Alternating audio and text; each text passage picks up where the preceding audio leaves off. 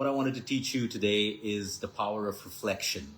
We set the intention last year on the 31st to introduce reflection into all of our clients and to our patients' life. It's a very powerful practice, and I want to teach you how to do that today.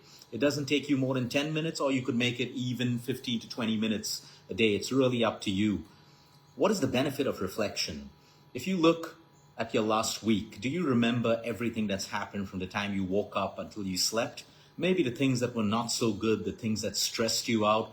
But life being so chaotic, we forget about the little moments, the little things, the little wow moments. And we forget about these things. When we are practicing reflection every day, and when I say every day, of course, there'll be days in the week that you miss it. You're just so tired, you want to reach home and sleep. But reflection is powerful because it helps us. If you and I were reflecting right now, we would close our eyes, be calm, and just review from the morning, from the way you woke up in the morning. Were you happy? Were you sad? Were you angry? What thoughts were going on in your mind? Because reflection brings awareness into your life. What we need right now in life is not more content. We don't need more content. We don't need more fixes. We don't need no trends. We don't need more fads. What we need is awareness and action.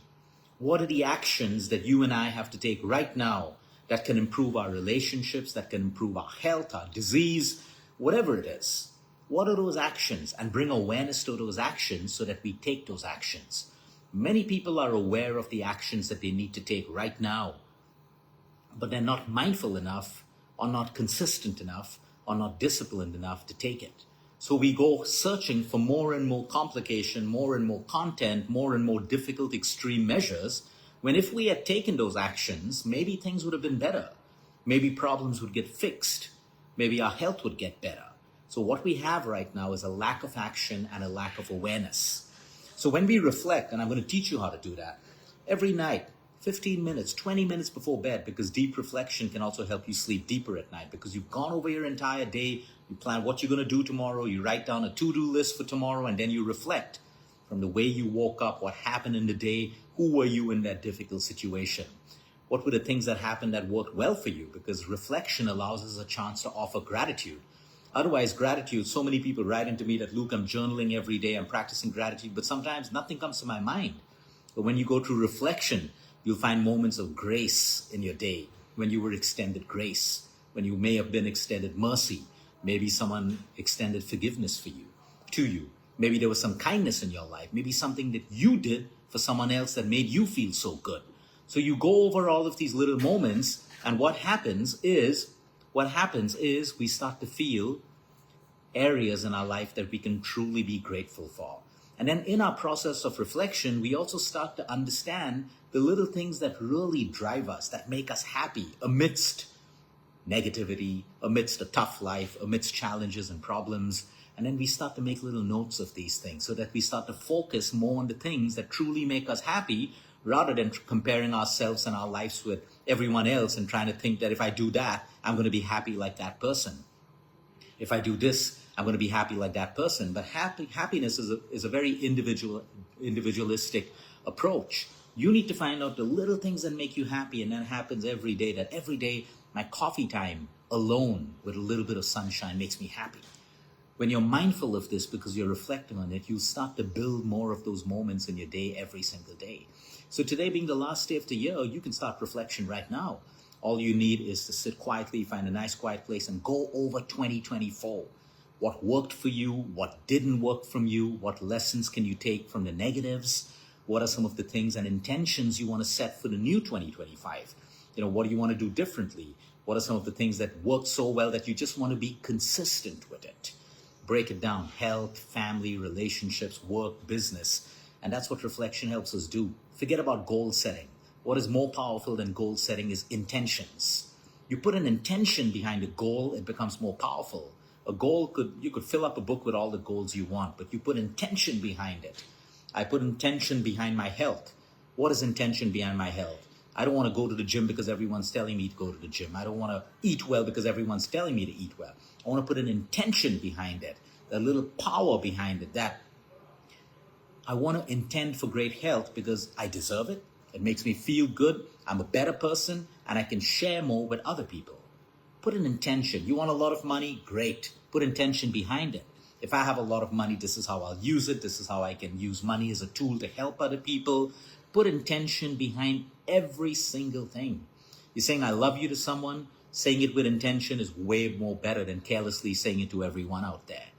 So it's so important for us to understand that only through reflection do we learn more about ourselves.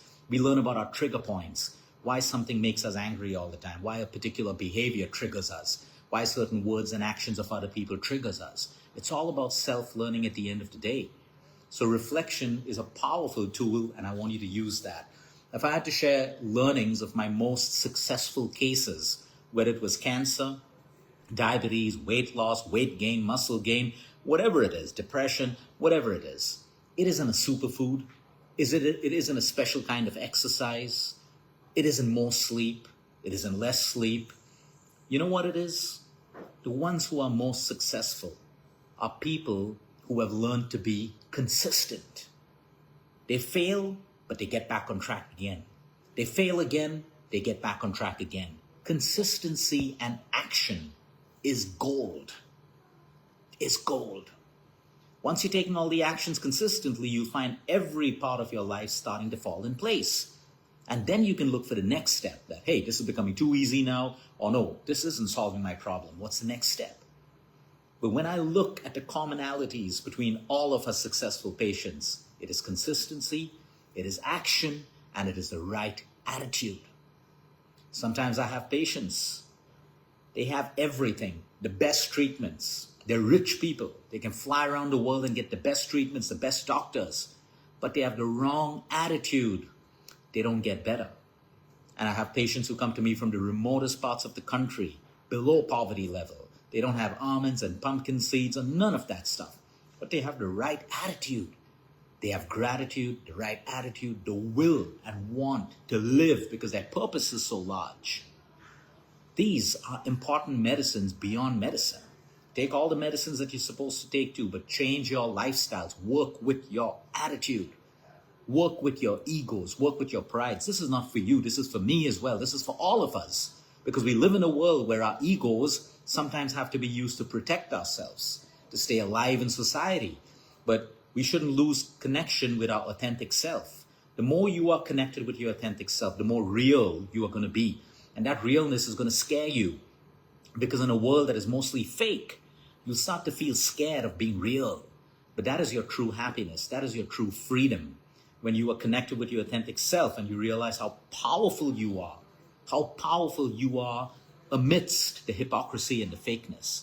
And through reflection, we start to realize that I don't need to be this person. I want to be myself that serves me, that serves other people without the pretense, the facades of holding up false egos and false prides. All of this happens through reflection. Reflection then moves you to meditation.